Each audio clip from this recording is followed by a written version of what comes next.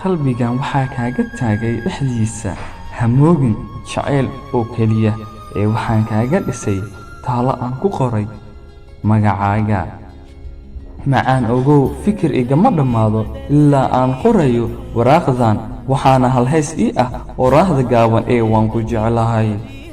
si qarsoodi ah ayaad u xaday qayb kastoo qalbigayga ka mid ah adigoo aan igala tashan. hase yeeshee nasiib daro waxaa iga sii xanuun badan adigoo soo dhammaystiran isu keenidda qaybtii ka dhinneed qalbigaaga inaad ilowdo. kelmadda waan ku jeclaa markii aad ii timid ee aad igu tiri ma aqaano wixii iigu dhacay. jacaylkan la'aantiisa waan lunsanahay. waxaan dareemay erey walba oo aad i dhahday in uu run yahay. jacaylkaaga waa waxa ugu macaan ee noloshayda soo maray intii aan noolaa. waan jeclahay wax walba oo dhankaaga ka yimaado.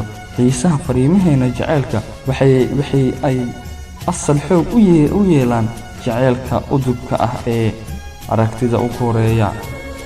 waxaad qalbigayga ka samaysatay mudul salkiisu adag yahay, haddana ay ka buuxaan xiiso, farxad iyo ifaafaalada hami nolol cusub. ma ogi macaan badan in qalbiga uusan ogolayn in uu qanco. hadduu kaa waayo hawada ay nafta ku neefsanayso ii emaaw. olol caashiq iyo iftiin la'aan ayaan kuu suganahay. waxaan kugu caashiqay xadka ballaara inta aadan ogeyn karin. xaqiiqduna aan qiyaastay u gaaray waxay tahay buurhaantaada ayaa maalin kasta siisa iftiinta garaa ah oo qalbigayga ka dhex shida.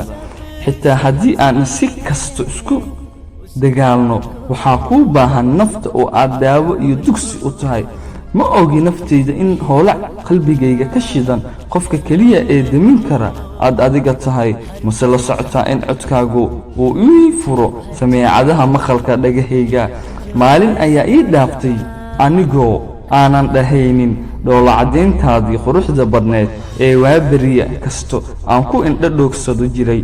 waan dareem xanuun badan macaan inaad ku fikirto in qofkii aad u jecleed aad ka tagto adigoo farxad ka heli kara. qalbiga wadnahayga adiga ayaan kuu siiyey. maadaama adiga uu kuu garaacmayo ma awoodi inaan xakameeyo xitaa hal daqiiqo in aan codkaaga waayo. xaqiiqda aan codkaaga maqlo farxad iyo yihiidyo ayaa haraysa qalbigayga ku ooman ee adiga aad hoggaanka u hayso. waxaa jecel duni yaallaa waxay soo wada degaan qalbigayga. waxaa jecel dunida yaallaa waxay soo wada degaan qalbigayga. waxaana dareen sahay cabsi iyo haddana farxad uu xishood mugahgelinayo. ma og tahay naftayda maalin aan kulanno in ay ii tahay bishaaro ee aan edabkay iloobi doonin. waa maalinta indhahayga iyo wadnahayga ku qanceen dhoolacadayntaada iyo kaftanka macaanihiidada. waa maalinta ay gacantaada ka baxday xakamaynta naftayda. aniga la'aanta wax ahay keli farxaddeennan waxay ku jirtaa inaan wada joogno.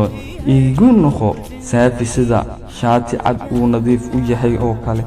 mar walba oo aan indhaha isku xiro waan xasuusanaan doonaa daqiiqadihii aan farxad kula soo qaatay. fadlan u ogolow riyadan in ay noqoto mid rumowdo oo aan baahi ilowno. xitaa hawada aad ku neefsanayso calaashaan xaafadda aad degan tahay waan kaa jeclahay dunida inteeda kale. mana qiyaasi kartid sida aan ugu xumaaday in aan kala tagno. xitaa hawada aad ku neefsanayso calaashaan xaafadda aad degan tahay waan ka jeclahay dunida inteeda kale.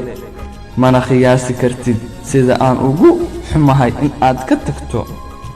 macaan badan aan noqono kuwii isku duuban oo leh hal hadaf iyo hal riyo in ay ku noolaadaan si farxad dheer tan bani aadam aan u samaysano.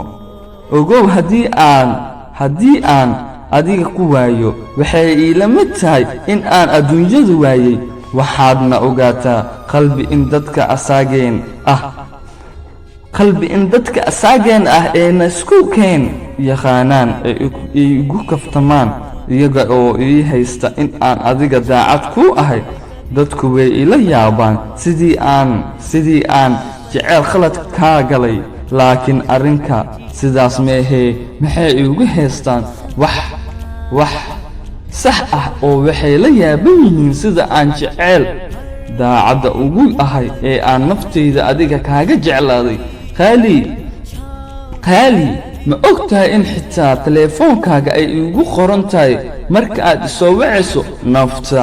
qaali ayaad tahay, qofku la mid ahna ma jiro. macaan ogow, indhaha aan wax ku arko waa adiga, dhegaha aan wax ku maqlo waa adiga, wadnahayga dhiigga sifeeya waa adiga.